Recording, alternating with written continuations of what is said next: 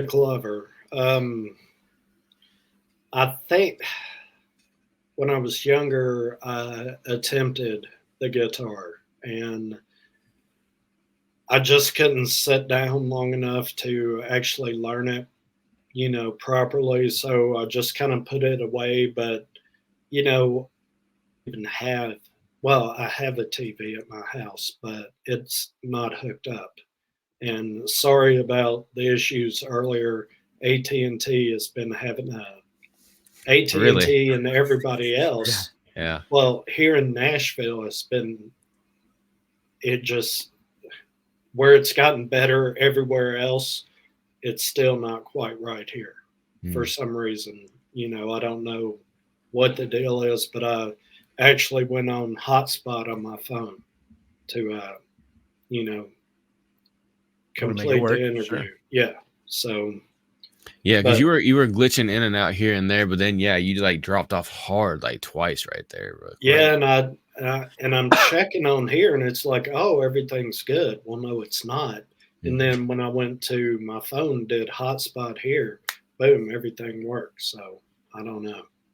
I don't know. It's funny what we can look at and complain about now, because it's like, this kind of stuff 5 years ago, Yeah, this would we're, have been like, something out of Star Trek. we're What we're literally doing right spread now. all across the country right Yeah. now, and all talking at the same time to each other with not really any lag, nothing like that. It's Yeah. all pretty good. You get a little glitch here and there, and it's like, oh my God, there's a little glitch. So Chris, don't worry about it. It was it happens. Yeah, Things that's fair. happen. We're glad Well, to have you. I'm sorry about that. I wish things would have been better and it would have been a little more No, that seamless. shit But happens all the time. No, it's all good. This part right here is like the post show that we also put up in the audio feed as well too. okay, So that part we just had, that was just live. It goes up on the socials and on YouTube and stuff like that. And then this part is like in the podcast edition as well. So like there's like two different ones. So there's the live version will go out in one podcast episode, and then this is like a secondary one, right, Bruce? That's how you have it. Yeah, that's kind of how we're gonna do it. And then as Chris gets more time, what he'll do is he'll run in there and he'll get snippets out of there and run shorts and stuff on just to kind of get some promotion going up. So he's doing the same thing with us as he's doing with you. okay, all right. So this part of it is kind of behind the paywall part, but unfortunately, much like our border, the wall doesn't really, the paywall isn't working very well. So anyone can just kind It's of come in. invisible. It's an invisible Right. paywall.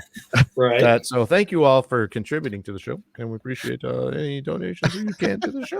Yeah, but I think we can start doing it on the Spotify. I think we can do low as $1.99 a month. And then these bonus episodes would be available to only those people. But it would be you actually see them on the, I know this is like back office shit, but you actually see it on the channel, but you'll see like the little lock symbol next to it.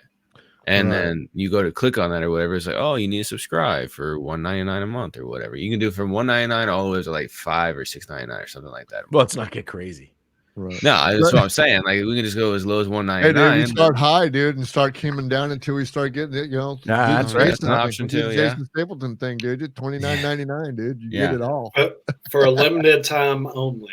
Right. If you click within the next 2 hours. Yeah, Exactly. that's not all. Yeah, If you that's call how now, if you click within the next 2 hours, it's $3,000, and then 3 months later, hey, I'll give you this and 5 other things for $300. I'm like, fuck, okay, yeah, I'll take that.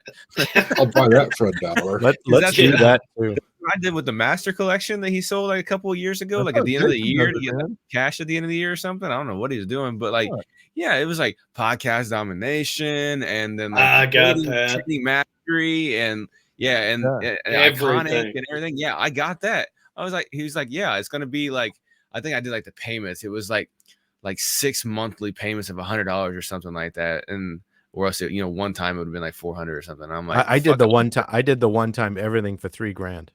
Dang, it was $3,000 for everything. And I got every fucking course. I'm like, I want this one. I want the iconic course, and that was like $4,500.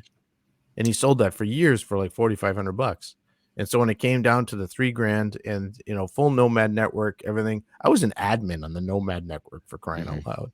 Yeah, and Really? it was worth it. It was worth it because between what I did at work and what I did for my own stuff, that $3,000 I spent must have made us 200,000. Mm-hmm. I mean, it really is. If you apply it, it works. Well, yeah, because a lot of the stuff that I got in the master collection, like I said, it was only like $600-700, something like that. Right. Yeah, I've used a decent amount of it. Like Iconic was pretty good. Some of the stuff I didn't really use that much, but the podcast school was good. The podcast that was one was really good. And then one there's the online business Kickstarter. That one, yep, that one. Once I finished that, I started building my course. And yeah, and I'm still working on that. But yeah, I like immediately after I got off that, it was like one of those situations, you know, like whenever you go to church camp over the summer, and then next thing you know, you're like the world's biggest Christian and stuff when you come back. Like that was like me after I did the podcast domination course. I'm like, okay, or not the podcast, the online business Kickstarter. I'm like, all right, cool. I'm starting a course, which I'm working on that. Well, and actually the reason I started doing stuff with Jason is I wanted to start an art instruction course. Mm-hmm. And everything I wanted to teach, I just don't have the time to do it, because as I got going, trying to get people to do the art instruction course, they just wanted to hire me to make art. And I'm like, all right, so you just want to pay me for this? Okay, I'll do that. And so what I'm doing is kind of building what I want to do later. Because when I retire in the next few years here, that's going to be my retirement, is art instruction courses. Mm-hmm. And so I'm just spending the next 5, 6 years, 7 years building an audience online for my art in any kind of genre I can find, because I've found the guys that are doing the best haven't niched down totally a lot, but they are just incredibly good artists. So I just need to be the incredibly good artist that can do anything. So that's what I'm working on. And I'm doing the same thing with music. That's why I'm trying to play the bass and learn the keyboards. So I'm like, I can play the shit out of the drums, but well, if I could play bass and keyboards, well, then I've got a band. Now I can make all my own music. I can make all my own tunes for all my own videos, all my own stuff. You know, that's the plan. So learning all this is going to take some time. You know, I'm on a 5-6 year horizon. I don't expect anything to happen in the next year. So you and Bruce are going to retire about the same time at that rate, because he's almost ready for a hit Social Security age, but you're going to retire early, like 20 years early. He's there. Every time I threaten to retire, they pull me into the office and they freaking make a offer I can't refuse. So you can refuse it. What? You know what? I bet you'll refuse the next offer you get after you get back from vacation coming out here. I'm taking all the money I can get. I'm moving to Wisconsin. I want it all. Yeah. He'll be like, you know what? You can't offer me anything unless it's in Wisconsin. So bye. Hey, Chris, were you in the Nomad Network, Chris? Yeah. Yes. No, yeah, Chris was in there. He's in Leverage now too. That's where me and him. Oh shit! Really? Yep. Yeah. Me and him first connected. He's not that active though. Yeah, I haven't posted a lot, but I do get in there and I do read and I do, scroll around. But my problem is I feel like I don't really have a lot to contribute to, and I think kind of at the tail end of the Nomad Network, I was starting to get in there a little bit more and be a little more active. And I was getting responses to posts that I put up. And so I would kind of go down that rabbit hole and talk to people instead of making a new post. Well, it's a network. The idea is to network, and the leverage is the same thing. Yeah. And I don't know. I've gone to post a few times and I've read it and I'm like, I sit there and I work on it and I'm like, okay, I reread it and I'm like, now let me walk away from it, because I've done that about 6 times. And I come back. Just throw it up there. Just throw it up there, guys. Yeah, I just throw up questions. Just throw sometimes. That shit up there, because it'll never be perfect or right. It just, if you want to get response and start building a network of people that you can talk to. If you guys remember the Nomad Network, I mean, I like owned that thing as far as I really, really liked it. I liked the whole feel of it, how it worked. I wanted to post as much as I could. I had a lot of conversations with Jason about it. I'm like, I don't want to post too much, but Jesus Christ, if other people aren't going to put on, we got to get more of us to do some stuff. And we really tried to work on that to get a lot of people to work. That's why the leverage thing, there isn't a lot of posting. He's not focusing on that. So anyone that does post on there really gets noticed. And I haven't posted much on there, just because I haven't. I reply a bunch on there if I can reply. If replies are great. Yeah. So, but yeah, excuse me, Bruce. One more thing is this is what I use the Nomad Network for, was practice for other social media platforms, because I could fail on the Nomad Network and it wouldn't matter, and leverage things the same. So like Chris, what you're talking about doing, this would be, if you want any piece of advice, would be, don't worry about what you're, don't worry about the nuances of what you're saying. Just start getting stuff out there and see what get your responses and what doesn't get responses, and just start building that, because as you go out and try to push your podcast and grow that, you're going to need to be able to just on the fly throw stuff out there.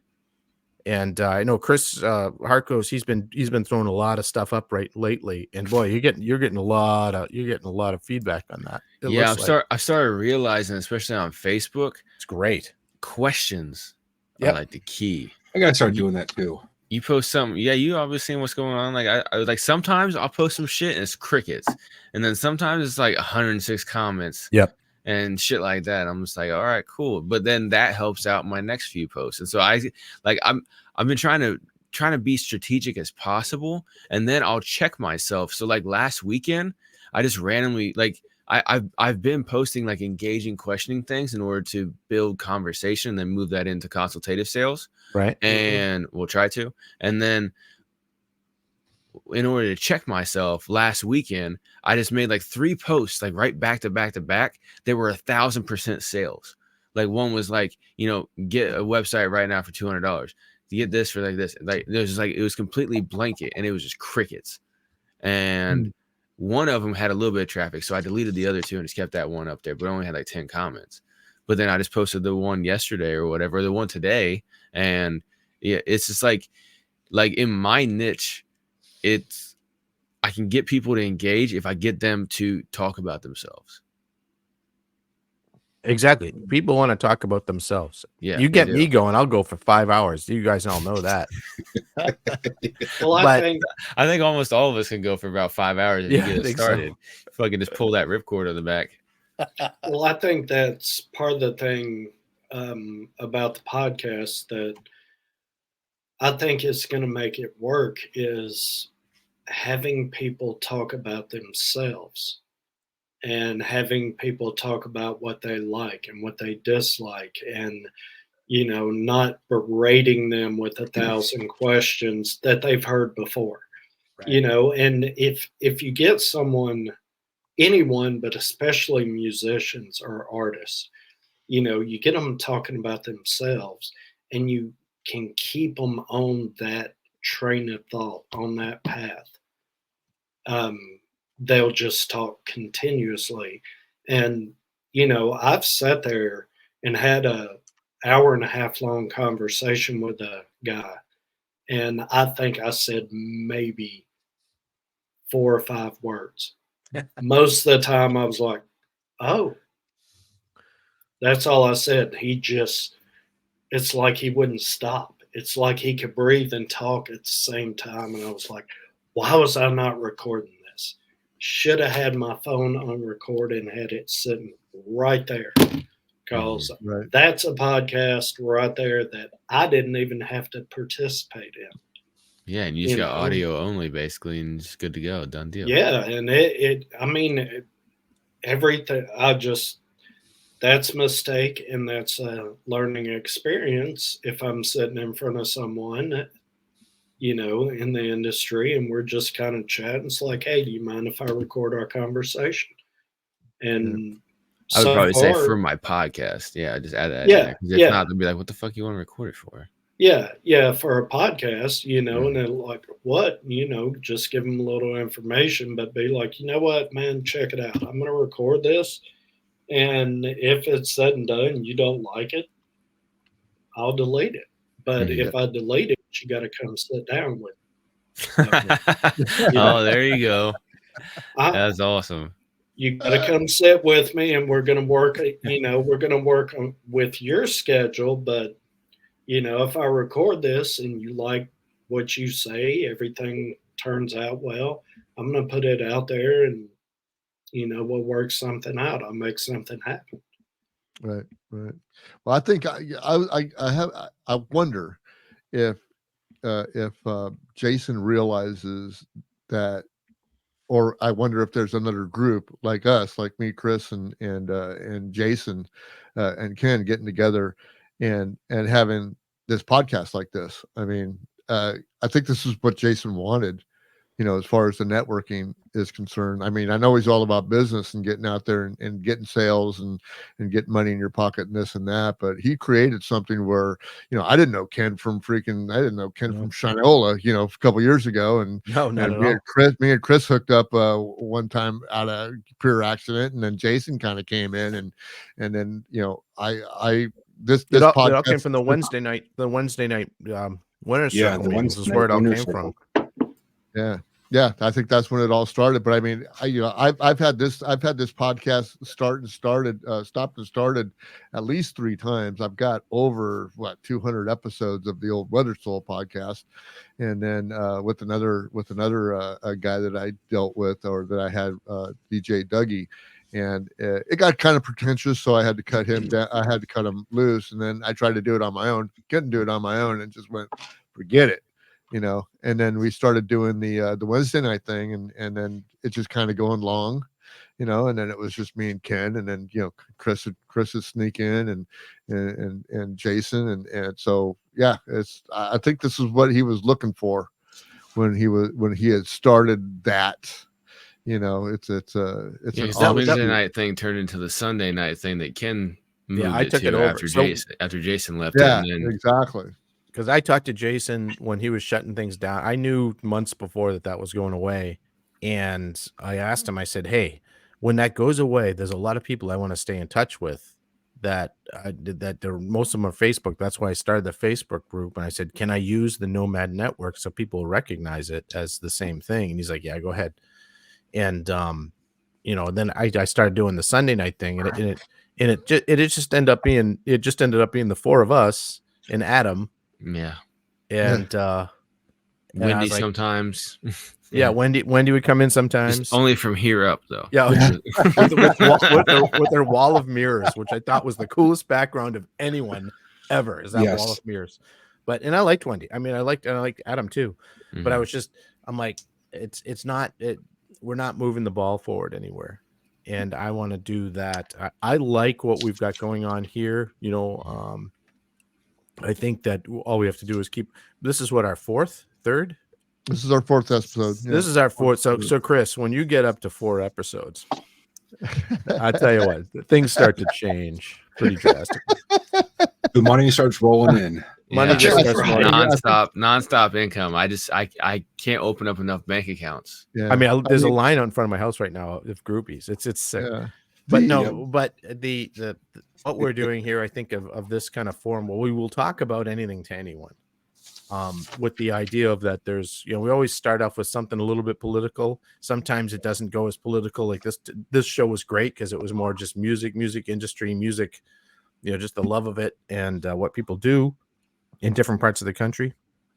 But it's just people taking charge of their own lives and doing something with it. And what you were talking about, Chris, with the looking for, artists that are just living out of their car, getting started and pulling themselves up by the bootstraps. And those are the interesting people to talk to. And I liked the other thing you said, Chris, too, about the trying to find roadies and sound people and different people in the industry. I think that's a great angle for you. Well, I think, the general public that is the music lover, the consumer, the person that follows an artist will follow them city to city, or, they'll say, oh, so-and-so's coming to my town, 4 months from now, let me buy front row tickets. Right. Well, you go to the show and you have a great time. You talk about it for like 2 or 3 weeks. And, you don't know what it took to put that show on. You don't know the people working the soundboard, the live sound producer. You know, that in and of itself is a feat to pull off. But you know, the general population, the person that goes to the show, they don't know somebody or a group of people are back here by all these soundboards and all these monitors, watching everything, listening to everything, Yeah. tweaking stuff constantly. And then you have the guys and girls doing the lights. You know, nobody. Yeah. You watch these videos on YouTube of this show, and you may not. I mean, you're seeing the lights, but you're not seeing the lights. You know, and you're not hearing the sound, and you're not seeing the guys and gals running around, tuning equipment, moving mics, getting stuff situated. All you're seeing is the person you came to see, you know, and yeah, they're the ones putting on the show, but they're not the ones doing the work. You know, I want to talk to the people that make stuff happen. Without them, the show wouldn't go on. You know, Yeah. the person behind the scenes who busts their tail to do their job, but they're content to be behind the scenes, you know, and who knows, maybe a listener out there just kind of, I would like to do something in the industry, but I don't know what. I can't play, I can't sing, whatever, whatever. Well, you know, have you ever thought about doing lights? Have you ever looked into it? Have you ever thought about audio? Have you ever thought about maybe figuring out how to run a soundboard or maybe how to set speakers up or, you know, tune Well, in? there's set design, there's packing and stuff. About 12 years ago, I went to a Rush concert, and my niece was touring with them playing violin. So we got to go backstage, and I got a really eye-opening view of just exactly what you're talking about. Is the guys in the background? They had the whole. I mean, it's a Rush concert. It was as big as you can get. It sold out a, I don't know, 25,000 seat arena. And they did 3 shows, and they had it tore down and in the trucks ready to go to the next stop. All the lights, because like you said, there's the lights. People don't think about this. Someone shining lights. Well, also the lights usually come with the show. They're not there at the scene, Yeah. because every show has their own lighting system and the big screen and all that kind of stuff. All that stuff got tore down and thrown into trucks in like 2.5 hours. Yeah. It was unbelievable watching these guys work. Well, on top of that, you got to think every single venue is different. They're going to be built differently. They're going to have different supports. They're going to have, you know, you can't bring this massive set of speakers and hang them in front of the stage because our venue will not support that weight. Well, you got to figure out something because that's part of the sound at every single show you do is, well, for this particular tour, we got to have this mountain of speakers shooting out into the crowd. So if you're, you know, if it's a open air arena, you don't have a ceiling to hang from. Or if you do have a ceiling to hang from, maybe it can't support the weight. Well, you got to figure out in advance how to make all that happen. And you got all these guys who are riggers. That is their job, is to build the scaffolding, to hang the stuff, sit back, watch the show concludes, their job is to take it down. Well, they're in unions. They got to follow certain protocols. They got to do, you know, but they're swinging around like Spider-Man, pulling stuff down, putting stuff up, and maybe they get to enjoy the show. Maybe they're already off to the next location, you know, with a separate couple of trucks with rigging, and they're starting to rig for the next show that's going to roll in, throw up the lights, speakers, everything, you know, and it's just like these guys and gals, they're the ones that make things happen. Without them, the artist could be up there singing, but nobody'd hear them, nobody'd see them. You know, you don't get that close up that you want without these people back here that I want to be the guy that shines the light on those people. Yeah, I like that idea. I like that idea a lot. The other thing you're going to find too is you're going to end up with an endless amount of stories if you can tap into that population of people, because those guys are like it's like the Secret Service. That the guys that are in the Secret Service have stories. They can't always tell them, but they have them because they were in the belly of the beast. No matter what president, what side, doesn't matter. Roadies. You're on point. You are not to interrupt you, but no, go ahead. I used to work with a guy when I was in healthcare. When he lived in North Dakota, he used to be a roadie, and he did stuff for like Motley Crue and Van Halen and whatnot. And the stories he told was just amazing. Well, now, and probably back then as well, but now, these real big artists, you have to sign. What is it? It's a non-disclosure. NDA. Yes, Yep. you have to sign those now. I got a couple of those going on right now with me. And I have a guy that I was talking to that we're working out a schedule to do an interview, and he just kind of fell off the map. And he wasn't responding to text. He wasn't responding to emails. And I was kind of like, you know what? Okay, whatever. The ball's in your court. Here it is. Well, I actually ran into him probably 2 weeks after he fell off the map. And I was just kind of, hey, how you doing? And I wasn't being pushy. I mean, hey, you don't want to talk to me? Cool. I'll find somebody else. Hey, how you doing? Just to let you know, I signed a NDA and I can't really talk to you. Yeah. And the funny thing about NDAs, I've been sued before, and the NDA is barely worth what the paper it's written on. And, but it scares people when they sign them because they think that, I got to do it. And so they think that they can't say anything to anybody about anything. And it's just not true, which is unfortunate. He got Stormy Daniels. He got got called to work with a massive artist, and he told me, he said, in my niche of the industry, I'll get a call and I have 5 minutes, if that, to decide if I'm going to take the job or not. Sometimes it's not even that long. They'll call and say, hey, we're doing a 6-month tour. We're going to pay you this.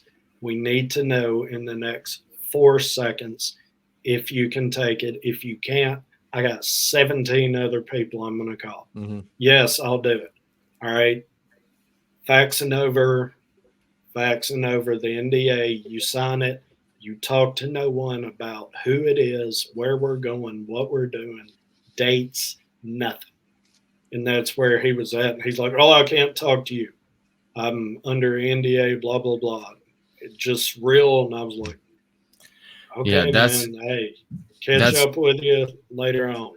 Yeah. Whatever. Check you later. The whole, hey, you need to jump immediately.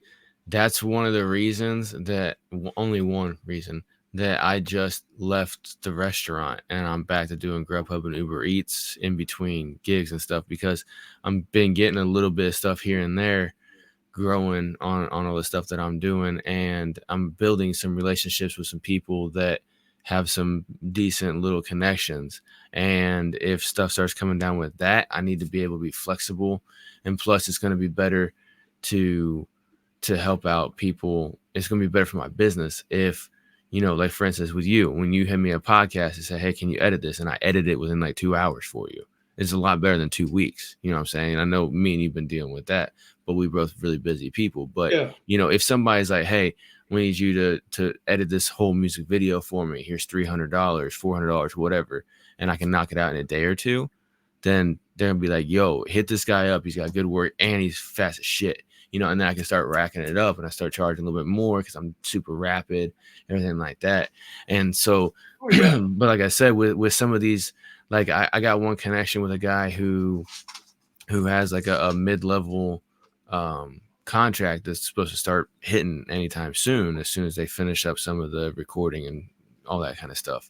And so some of the marketing aspects of that, he's tasked with the marketing, and he's going to be throwing some stuff my way, and it's stuff I'm going to need to be able to do ASAP.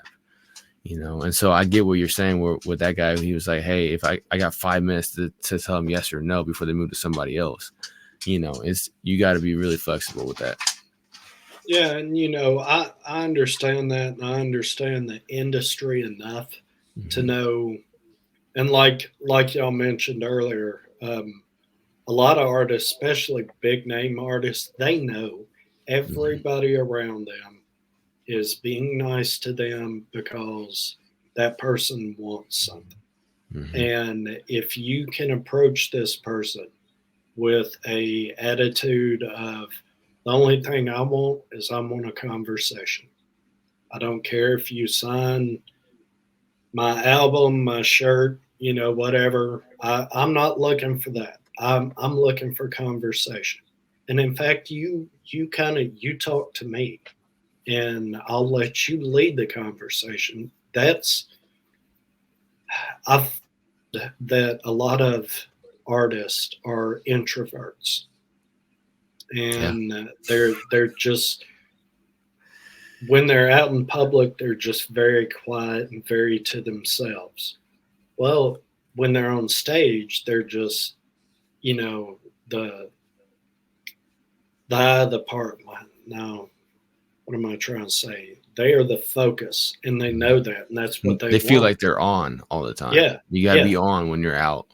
Yeah, and that's one thing I noticed about that Bill guy. After about 20 minutes with Bill, yeah, he even said it out loud too. He's like, "All right, yeah, no, I'm chill now," because he was like rigid, and then he just.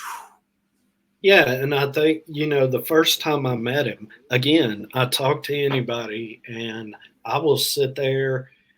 I can't tell you how long we talked. His wife finally came over and said, "Look, I've tried to be nice. I've texted you. I've called you, and you look at the phone," and she's right there. And she said he looks at the phone, sees it, her, and keeps talking to me.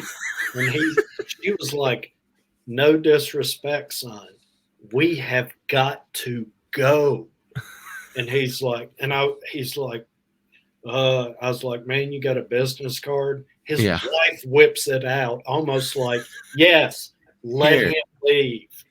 And, you know, I was like, okay. So I gave it a day or two before I contacted him. And I just sent him a real quick email. "Hey, it's Chris.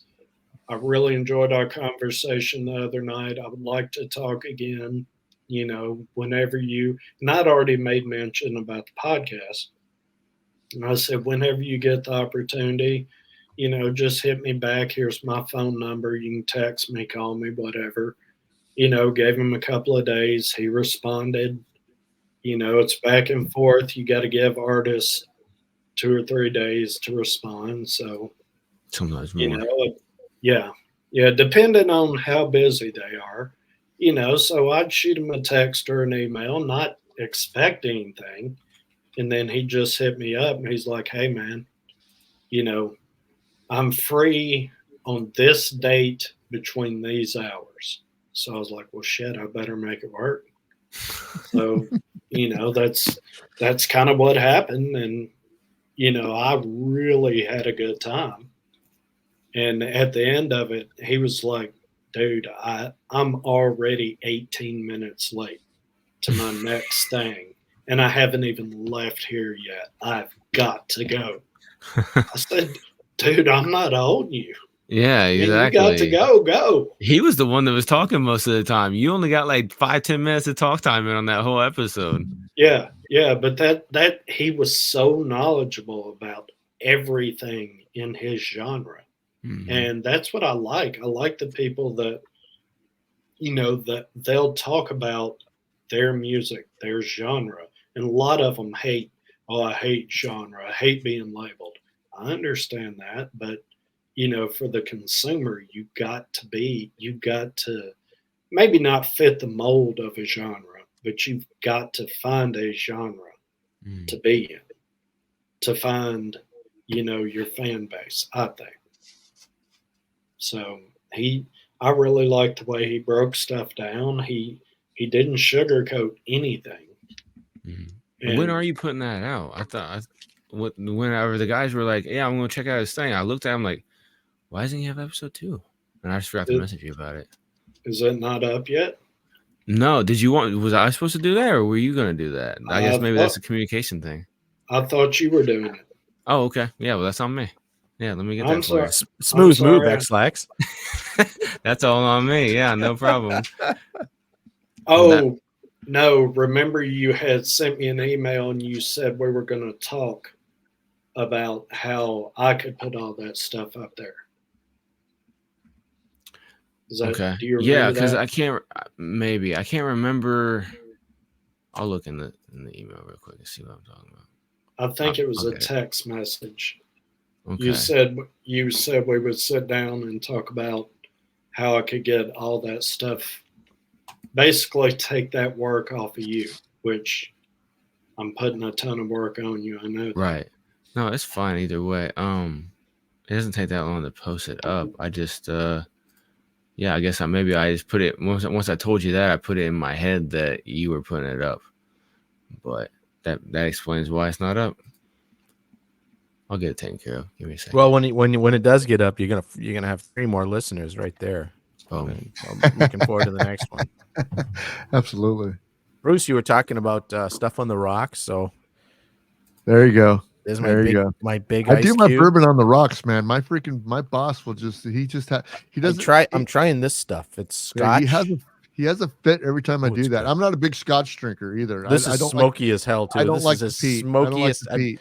This is it's the peaty, smokiest. Yeah, peat. I'm not a big peat guy, man. It tastes like freaking iodine, so I just don't do it. But bourbon, I've got a propensity for iodine. So is it what's age on that Scotch? Let's see. I think it's 10-year. Okay. Yeah.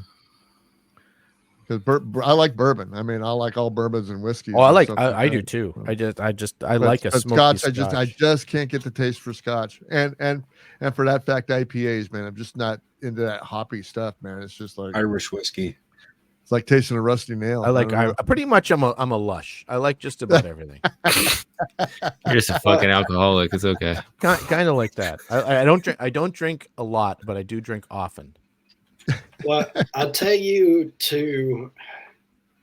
got me into IPAs, and I was the same way.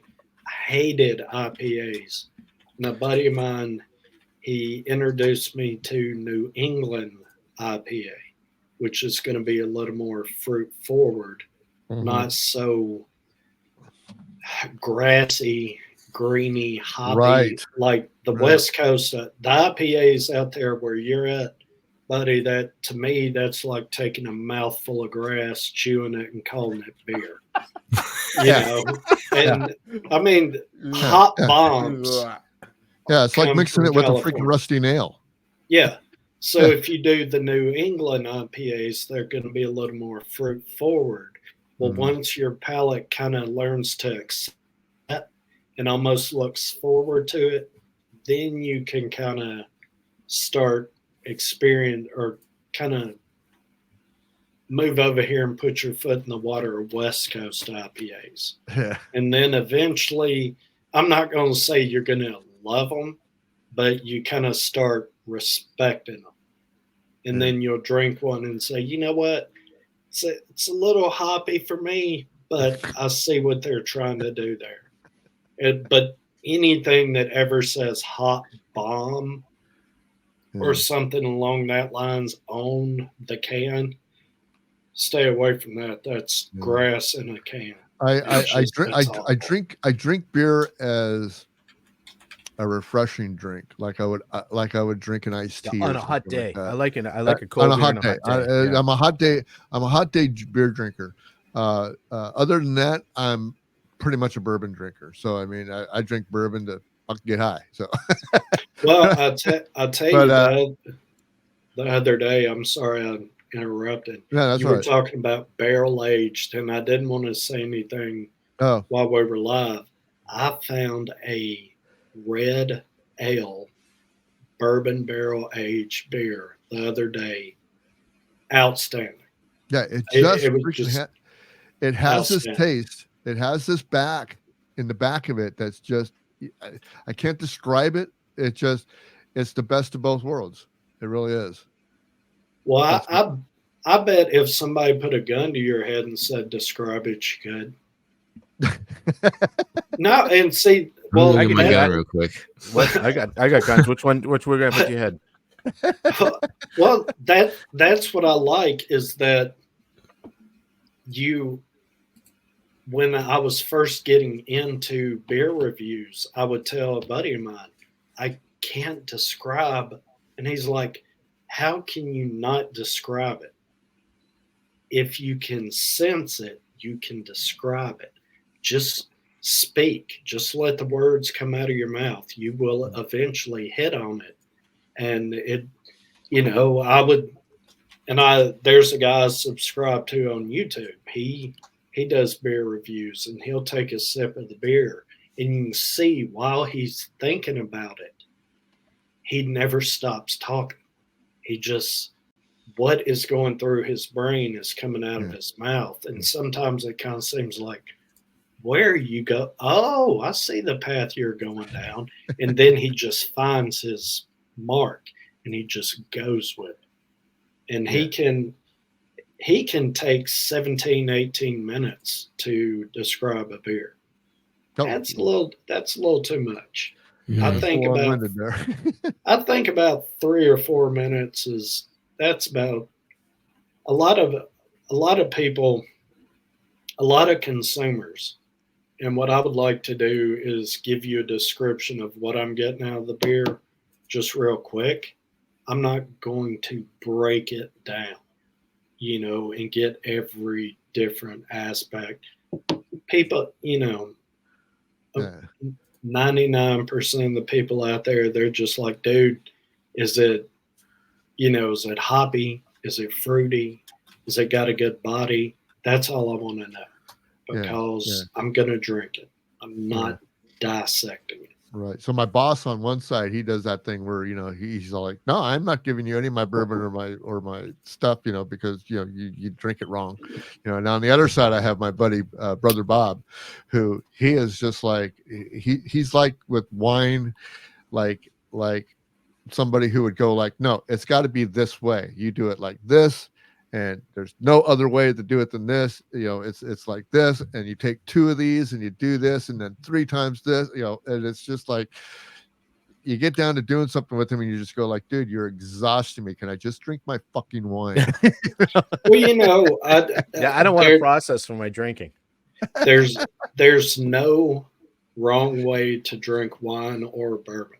Right, exactly. Like exactly. there's, I don't know if y'all probably haven't heard of it. There's a place right down the street from me called Nashville Barrel. They're starting to get big nationwide, but they barrel a lot of bourbon, and there's a lot of bourbon moves out there. And I go down there, I'll do tastings, I do flights, things like that. And there was a guy came in to do a barrel pick. Barrel of bourbon to do a barrel pick is between $10,000 and $15,000 is what you're going to spend to pick a barrel of bourbon. He came in, they were, sorry, so-and-so, we're still trying to set up back here. Can we offer you anything, while we're waiting? He's like, hey, what's this guy drinking?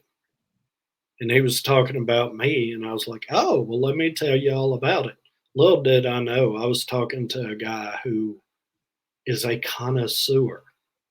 And, they went ahead and poured me another flight, and they went ahead and filled up my glass of water, and I dipped my finger in it, and I did a couple little drops like that. And he just looked at me and said, why'd you do that?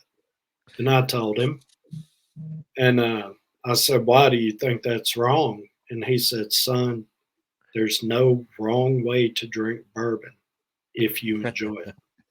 And that one little statement has stuck with me for so long. And Exactly. I've applied that to beer. I've applied that to wine. I've applied that to anything I consume. If I Yeah. consume it my way, enjoy it, that's the way I'm supposed to drink it or eat it. Yeah. You Yeah. know? Exactly. Yeah. Actually, I honor that sentiment all the way, man. So that's where I can respect that for sure. So Bruce, I just sent you a text of the Leinenkugel's brewery, and if you're going to Eau Claire to visit your buddy, the Mhm. Leinenkugel's brewery is about 10 miles away from there. And the brewery is it was originally built in like the 1870s or 1880s. They brew all of their beer, all of their different kinds in 2 stills that are still there. And the tour is awesome. It only takes about an hour to go through the tour. And then they've got a great store that you can do flights, and they have a whole bunch of different, like from low end to high end beers, all kinds of different stuff to try. And like I said, I'm what? Leinenkugel's. Leinenkugels. Okay. Yep, There it is. LEI, and I sent you a text with a. It shows Yeah, you right to the map. I got You it can right look here. at it. Yeah, I But This got stuff is good. I wish I could drink it still. yeah, I can't drink beer very much. I like a cold beer once in a while. What my go-to right now is Stella. I like that.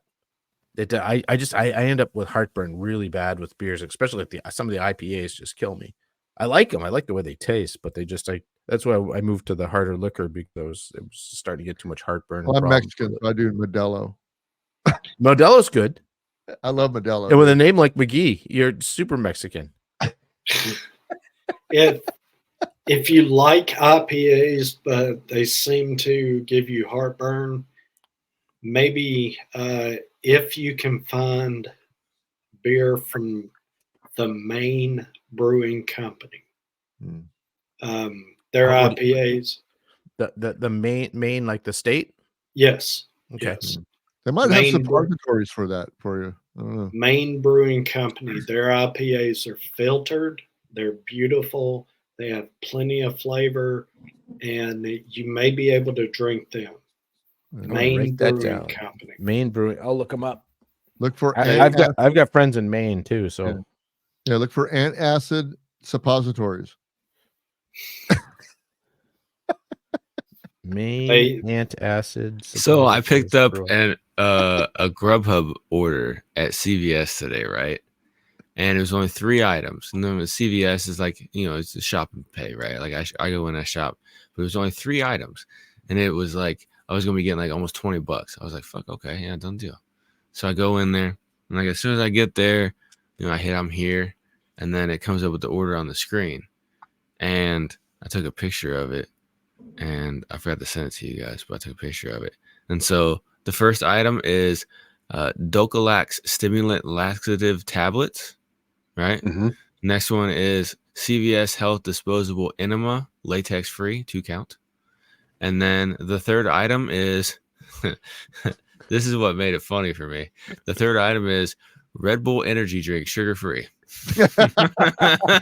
Nice. And so like I was going to make a post. I'll make a post about it on Facebook, but I was going to say you have the cause and effect in one order. Get ready to live. Let's see, it's right here. Oh, you can't see it very well. Yeah, You're but gonna live it's, a little. it's Oh, hilarious. that's fantastic. Yeah, You gotta live a little. That is fantastic. yeah. Glutenberg is my beer of choice, but it's only because it's made out of Dead children. wait. What did you say, Chris? dead children. You were stumbling, so I said the first thing that was ridiculous my on my God. top of my head. Ridiculous. That's what Pepsi's made out of. You know that, right? You've brought something up. So when my daughter was growing up, when she was little, before she got into school, we used to tell her that she likes steak, and we had steaks, and she's like, "What steaks come from?" And I said, "Little girls." And we joked about it. She thought that was funny, Then she got into first grade, and then there was like some little, everyone gets up and says who they are and what they like, and she got up to in front of the class, is like, "Hi, my name's Logan, and I like steak, and it's made of little girls." And I got a call on that one. Dude, I got the Karens after me. Oh, it's so when I funny. went to the pizza parlor and the Girl Scouts were out there with cookies, and I bought cookies. Yeah, and I made the little joke. I said, "Are these made out of 100% pure Girl Scout?" Yeah. And the moms were not Here amused. come the Karens. Yep. Unbelievable. But they took my money anyway. Oh, of course. Yeah, of course. Yeah, They just took it like this.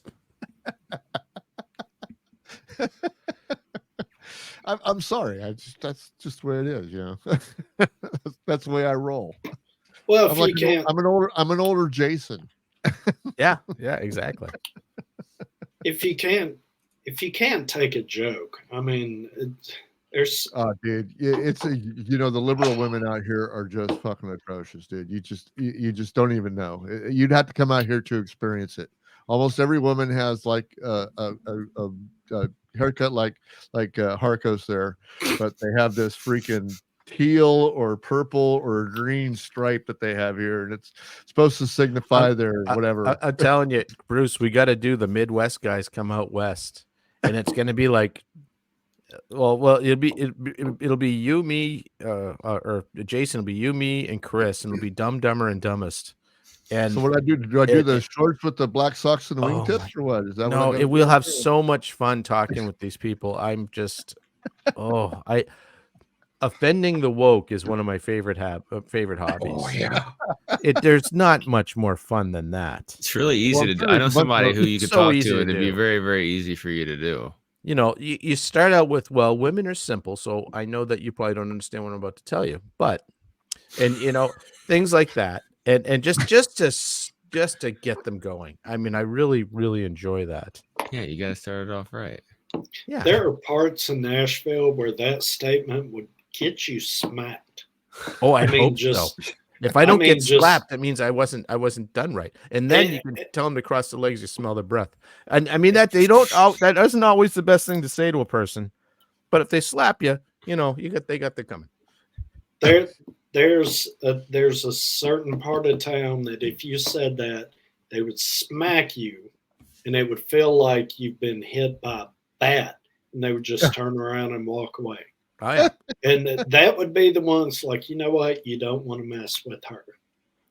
But I'd also stand and defend her if someone was coming after her too. You know, I'd be the first one to do that. I don't discriminate that way. I think that, you know, people just need to. Everyone's had it so friggin' good that the slightest little offense is this huge thing. And I'm like, you guys, no. I'm in the motorcycle industry. That's what I do for a living. And the motorcycle industry isn't like that. It's a fuck around and find out kind of place. Oh yeah. Yeah. And I love it. That's why I've stayed in it for 30 years. Cause I'm like, this is great. You know, during the COVID bullshit, what was going on? Sturgis. I was there. We had 5,000-6,000 people a day coming through our booth. And it was awesome. I had my son came out with me, and it was awesome. It was like, yeah, there isn't a problem here. Well, you know, one of the artists that I think she's really going to take off even more so than she already has. She's in the motorcycle scene, and she is just an absolute sweetheart. I love her to death. Who is it? Jasmine Kane. Okay, yeah. Oh yeah, she's on the website. You haven't interviewed her yet. Yeah, I know. I was wondering if we can do something about that because summer coming. I'm not gonna have access to her. Well, if you just give me the information for Bill, I'll put it in there in the place of it. Since you've already interviewed Bill. Okay. But she rides, I think. Oh yeah, she's I know her. Why do I know her? Why do I know that name? Is she an influencer of some sort, or does she have a? She had a decent other than the music stuff. I'm not gonna say she. I'm gonna look her up. Jasmine Kane. Yeah. Cain or is there an N in? Cain. Right. Oh, she is. Yeah, I know her. She's an absolute sweetheart. I love her to death. She told me one night, she's like, oh, you need to come see me at such and such bar. And I'm like, oh, that's a motorcycle bar. Yes, those are the best kinds. And she said, yeah, it is. I said, and I was joking. I was like, well, I don't know if they would accept my type in there. And she said, "Oh, honey, you would fit in perfectly." She said, "You're no nonsense, blah, blah, blah, this and that." And I was kind of like, I was joking, but I'm going to let you, and my part time job, we have a lot. I'm not going to say a lot. We have a handful of old school bikers, Yeah. That are our customers. And they're good people. They really are. They just get a bad rap because of the way they look, but when it comes down to it, they're good people. They shoot you straight and they're in your corner as long as you're straight with them. And they're the ones that you want behind you if somebody's trying to start some shit. Right. Just bikers get a bad rap. And that's, they just. Well, and part of getting a bad rap as the biker thing is part of what you want. And yeah. It's part of the romance of it. I've been in the bike. I used to paint motorcycles and did custom painting and stuff like that. And for all kinds of people from every kind of walk of life you could imagine. And there's some tough motherfucker bikers. I mean, seriously, hard charging, will break your teeth without thinking about it. But they don't do it. Like you said, that the bad rap that they get is people just assume they just do that for fun. It's not. It's if you cross them. Yeah. And they're the best people to have with you, but you don't ever mess with them, because once you've messed with them once, it's done. It's done. You're persona non grata. See you later. This person's dead to us. Yeah. And, there are biker gangs like there are everywhere, everything else. And of course they have their own niche and their own way of doing things. But right. it's the, when I worked where I worked before I was a fireman,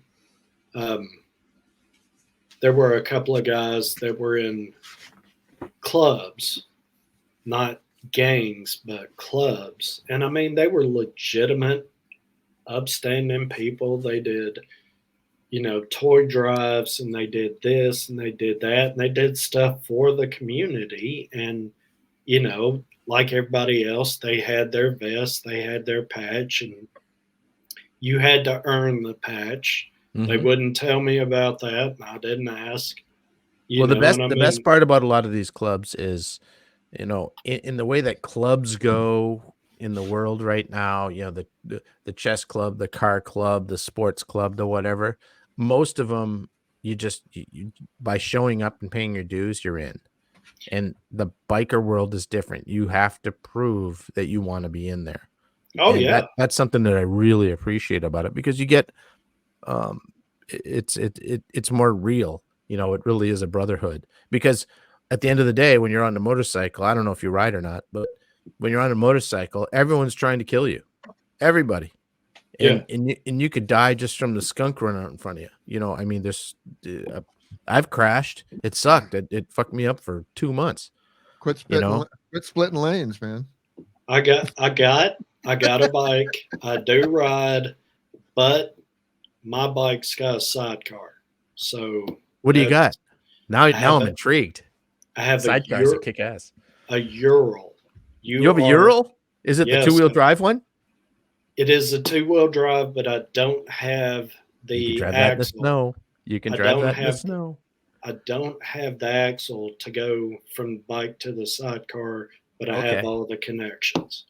There's a guy out here in Wisconsin that drives year round. He studs the wheels, and he's got the axle, goes over, so he's got the 2-wheel drive, and he rides that motorcycle all year long, snowstorms, everything. Those Urals are really neat bikes. It is geared so low. Yeah, you're not going to go 100 miles an hour. No. It on the speedometer, it has 100 miles an hour. At 70 miles an hour, my needle is doing this. It's like it's optimistic. 100 miles an hour. Blow it up. But it's true. The great thing about that bike is that it's not going to go fast enough for me to do something stupid and kill myself, because it just Well, can't I go can show any- you how to do that if you want. No. I tell you what, have you ever ridden a bike with a sidecar? Yes, it's a whole different experience. Yes, it is. That is absolutely crazy. I had to teach myself how to do that. So for you And guys to like motorcycles lean, well, you get a sidecar, it doesn't lean anymore. no, Unless you're turning to the left, then if that starts to come up, it you know, because you can lift that side up, and once it's yeah. up, you've gone too far, and then you're over. It's a Which weird is feeling exactly because why I don't ride motorcycles. When I turn to the right towards the sidecar, I have to lean Yeah. over the sidecar to keep it from coming up. yeah, But if you turn to the left, you Four can lean into it right. and actually have the sidecar help push you through the turn. But Yeah, they're a lot if of fun.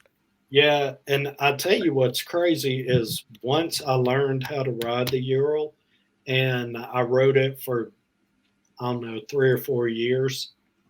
A buddy of mine, well, I tell you, I got in trouble and I had to go take a motorcycle course to get my license. Yeah.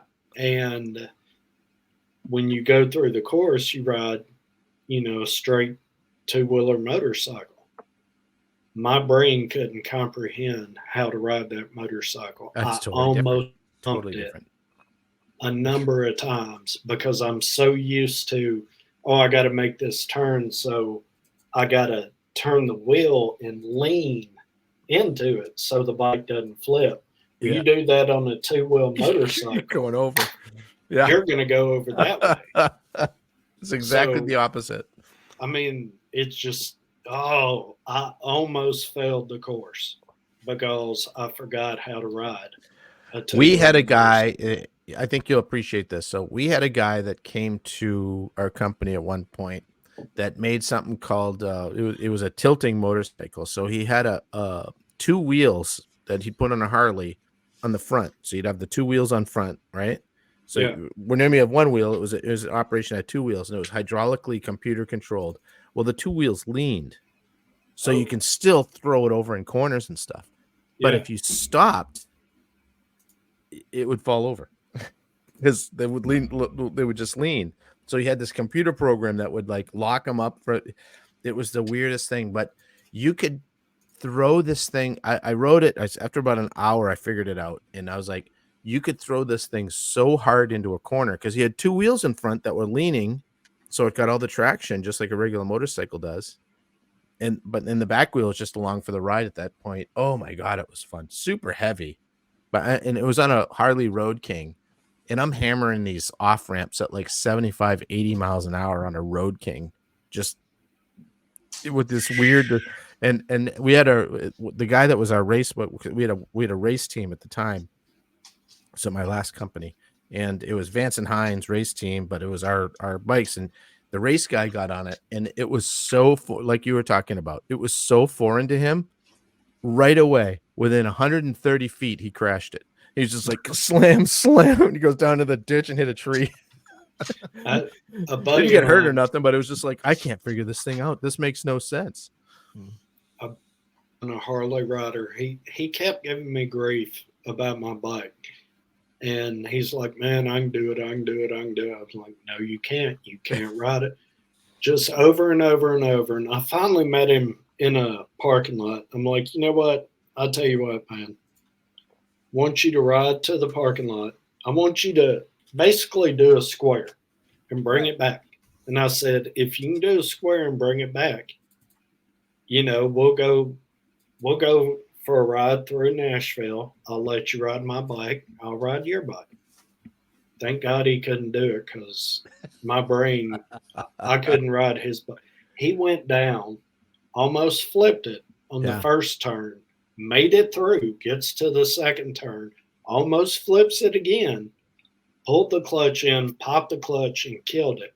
Got off, walked all the way back up to me. He said, "I'll never sit on that again."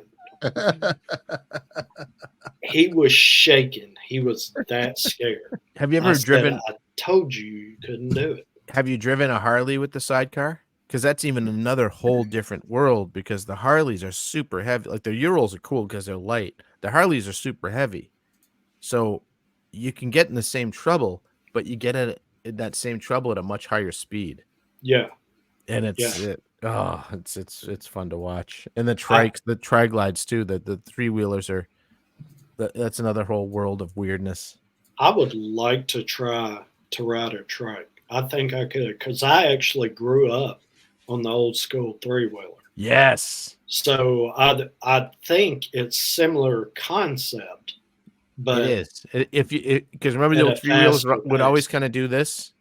You know, Yeah. they never like were solidly, going forward. They always had a little bit of gyration like that. Yeah, when you're riding, you have to go like this. Yeah. Yeah, to keep them straight. Yeah. And the Harley tri-glides are the same way. But they're a lot more stable than the old ones because those old Honda, like those little Honda 200s and stuff, I remember just being ripped because you could run yourself over because you'd drop your foot and you'd catch that foot on the back and it would suck you right off the machine and it would run you over. Oh, it was awesome. Yeah. Those things were good. There was so many ways to die on those. That's why they stopped making them. The amount of lawsuits made Honda just like, all right, we'll put another wheel in the front and call it good. We'll call it the 4 tracks. There we go. Okay, I'm an old guy. I got to get out of here, guys. You know me. I'm the first one out. Oh yeah, he's the old guy. First one out all the time. Well, he's the first one in and first one out. Yeah, and it's like yesterday where he is.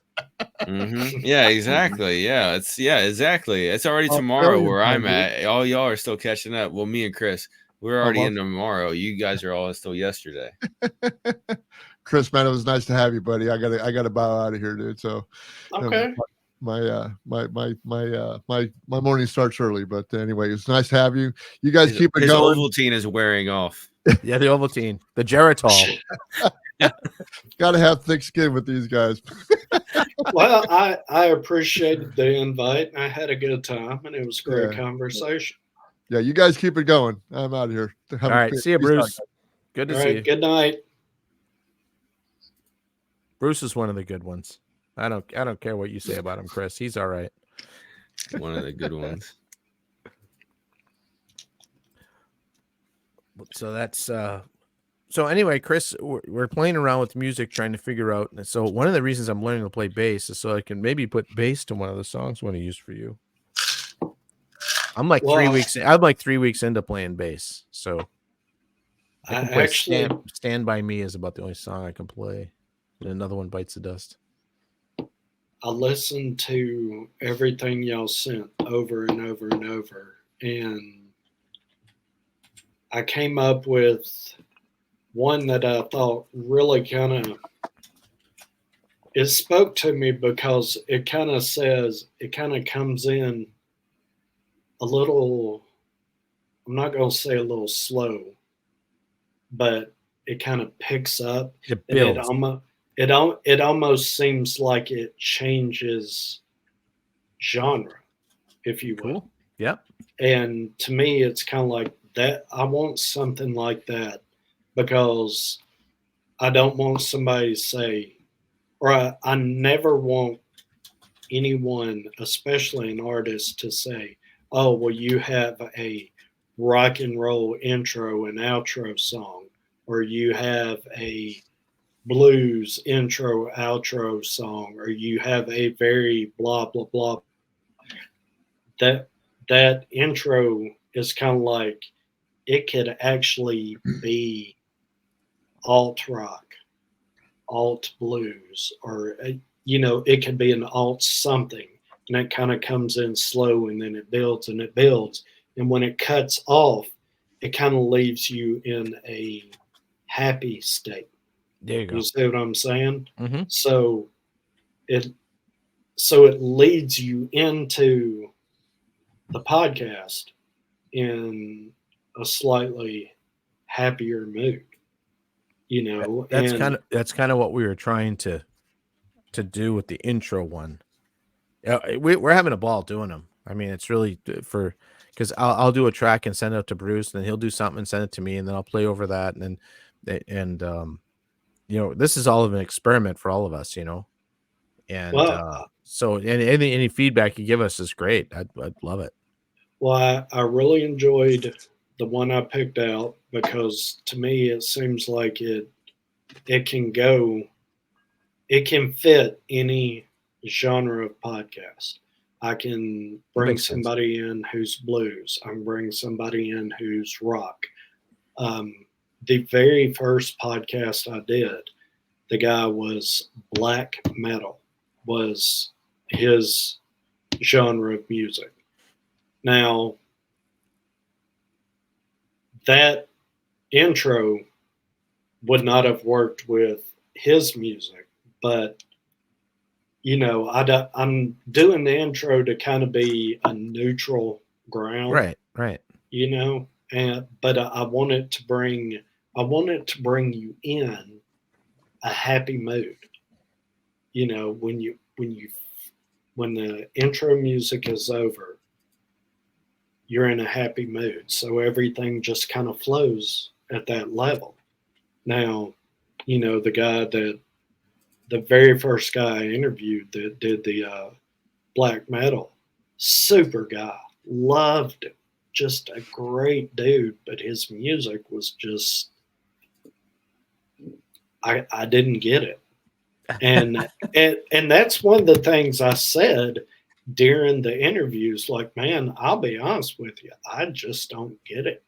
I said, you know what am I supposed to be getting out of listening to your music? And he actually broke it down and he said, you know, you he said, listen to my songs and can you separate the guitar from everything else? I said, of course I can. He said, listen to the guitar. Is my guitarist not one of the most talented people? And I was like, man, that's a high bar. I said, so you know what? I'll check it out. His guitarist was phenomenal, but it's just everything is so stacked and stacked and Yeah. stacked and Yep. just shoved in your face. And then his vocal track just hammers you. And but that's the style of the music. Right. That's the genre of the music. So I would listen to it over and over and over and over. And I would try to pick the vocals out and set everything else to the side. Then I started understanding the music. Right. And I asked him during the interview, I said, who are the top three people in your genre of music that influence you? And he gave me the band's names. So I went and checked. And then stuff started making sense to me.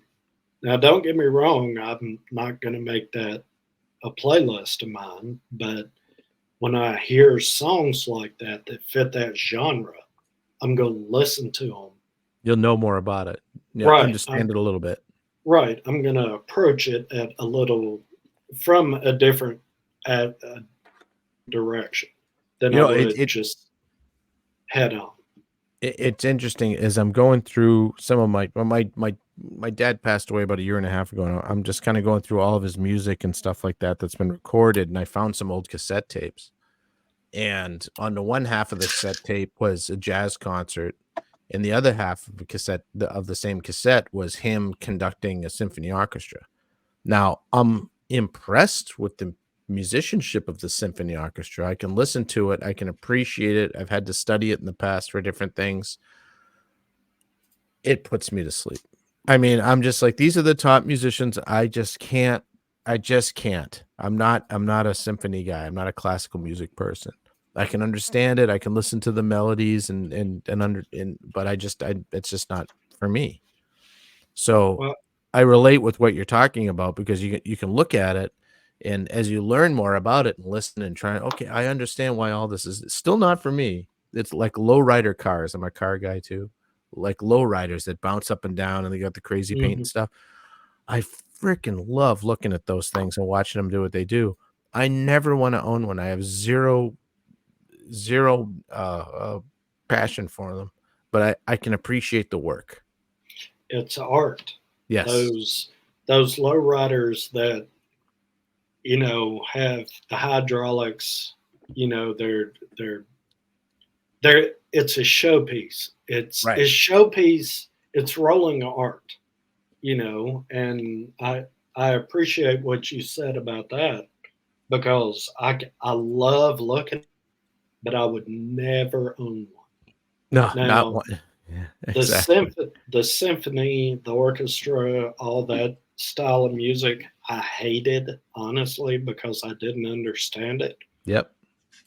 until I went to college, and some of the courses that I took during our tests, they would hand the test out and say, you have till the bell rings, you know, to take this test. Right. They would just play orchestral music in the background, and the teacher would just kind of sit up there and do whatever. Professor, right. I'm sorry. And I learned to appreciate, because I would listen to it differently than just saying, oh, I don't like this because this is old people music. It's better than silence at that moment. Yeah, but my brain, and then I have professors that would be like, why don't you study to this style of music? And I'm like, why would I do something like that? Well, I tried it because I had a class that I was not doing well in. And I was like, you know what? I have friends that study to this. Why don't I try it? Then I started learning to appreciate the music. Right. I was like, that's why this music has lasted hundreds and hundreds of years in the exact same format, and why you have 30 people down here playing this exact same song, because there's an art to it. Yeah. Maybe I don't appreciate it as much as the person that spent $4,000 to come watch the show, but there's an art to it. I can appreciate it. And I think something I've kicked around, I haven't talked to you about it, Chris. I would like to, once all this really gets rolling, I would like to say this is a RCG production, rose-colored glasses, because I'm going to look at everything I do, everyone I talk to, through a rose-colored lens. No matter what you put out there, I'm going to try to find the good in it. I like that idea. That's a great idea.